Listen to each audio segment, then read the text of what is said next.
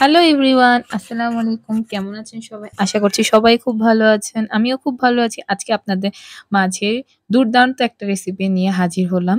আমরা কিন্তু হোটেলে সবাই সকালের নাস্তা কিন্তু স্যুপটা খুবই পছন্দ করি। কিন্তু ঘরে কিন্তু আমরা অনেকেই সেটা তৈরি করতে পারি না। আজকে একদম অল্প কিছু শর্ট উপকরণ দিয়ে আজকে আমরা মজাদার স্যুপ রান্না করব। ১ম এ আমি জিরা, তারপরে তেজপাতা, আম হ দারচিনি, এলাচ নিয়ে গুঁড়ো করব। তারপরে পেঁয়াজটা সুন্দর করে ব্লেন্ড করব।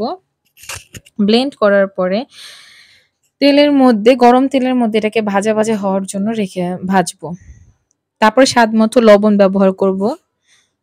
লবণ ব্যবহার করার পরে সুন্দর করে এটাকে ভাজবো তেলটা।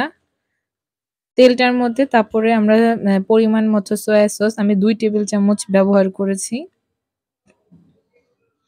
তারপরে আদা বাটা, আদা রসুন বাটা একসাথে দিব ২ টেবিল চামচ। তারপরে আমরা এখানে যে খুব ছোট কিউব করে রাখা মাংসগুলো দিয়ে দিব। মাংসগুলি রান্না করব মানে আম কষাবো সুন্দর করে যতক্ষণ পর্যন্ত মাংসের উপরে তেল না উঠবে। আমরা কিন্তু চাইলে এটা দেশি মুরগি দিয়েও করতে পারি। তারপরে এখানে আমরা ১ কাপ পরিমাণ টক দই নিব। টক দইটা সুন্দর করে ফেটিয়ে নিব যাতে স্যুপে ঢালার পরে টক দইটা যাতে না এই যে ফেটে না যায়। তারপর আরেক সাইডে গরম দুধের মধ্যে ১ কাপ গরম দুধের মধ্যে ৩ পিস পরিমাণ পাউরুটি নিয়ে সুন্দর করে ব্লেন্ড করব। আমাদের কিন্তু মুরগিটা কিন্তু অলমোস্ট রান্না হয়ে গেছে।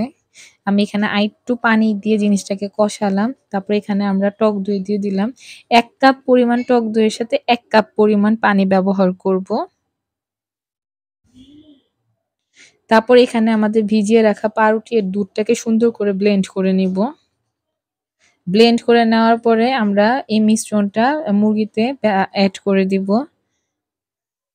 তারপরে আমরা কিছু পরিমাণ মতো পানি ব্যবহার করব।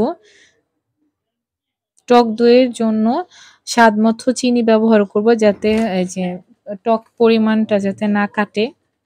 তারপর এখানে কাঁচামরিচ দিয়ে আমাদের কিন্তু স্যুপ কিন্তু হয়ে গেল।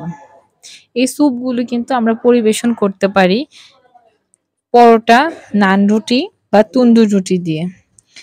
দেখতে যেমন লোভনীয় খেতেও কিন্তু তেমন স্বাদ। একদম